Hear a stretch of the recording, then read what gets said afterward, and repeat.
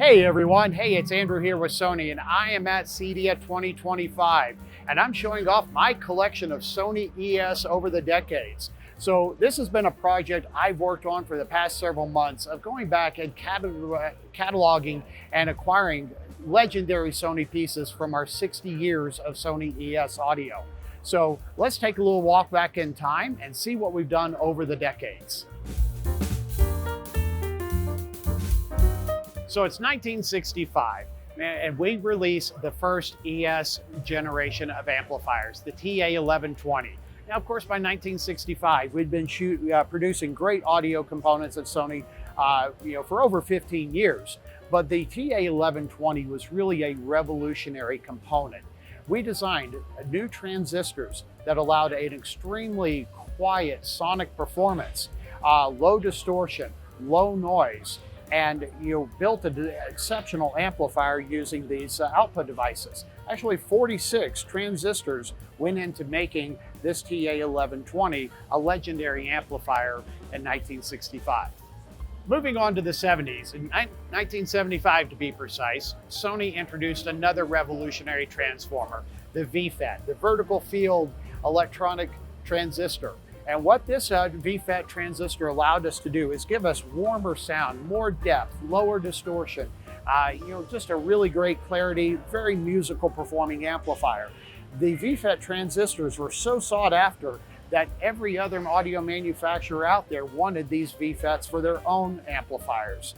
And we even still have manufacturers, even within the past couple of years, trying to buy old stock Sony V-FET transistors.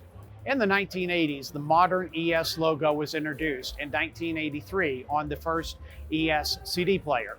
So that was actually the CDP 701 ES. I do have the 10 ES here representing that first generation of ES CD players, but we also have a couple of other really amazing amplifiers. Yes, this was the era of rosewood side panels, big beefy knobs, black face controllers, but the most exciting one of this generation to me is the 1000 ESD.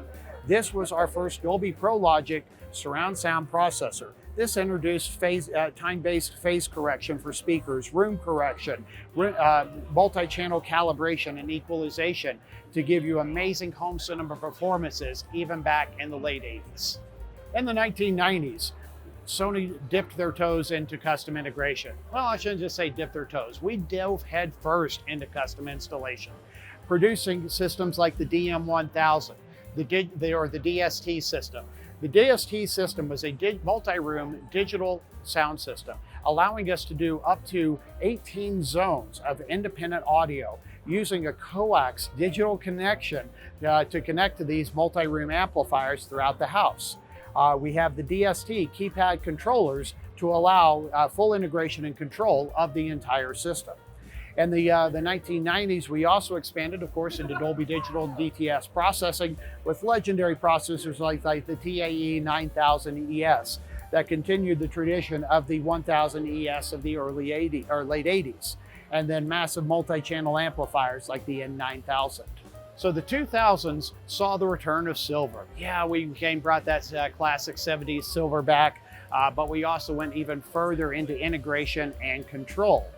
So amplifier-wise, we have the massive DA9000 ES receiver. Boy, every imaginable input you could possibly want on that piece, plus a full digital amplifier stage. For that whole house control, we started getting into RS-232 control, going beyond IR with the CAV M1000 system.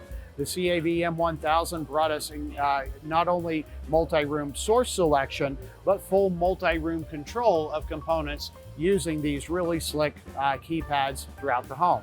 We even have large handheld controllers that rivaled the best of the control systems available in the day.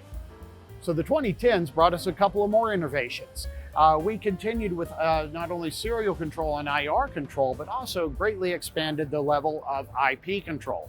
Sony also expanded the partnerships that we have with our third-party control companies in pieces like the DA5800. So we wanted to make sure that we played well with all of our partners, but the 5800 really took it a step further by actually integrating a Control 4 processor into the receiver. We also came out with some legacy audio pieces with the TAA1 ES and the HAP Z1 ES for some legendary 2-channel performance.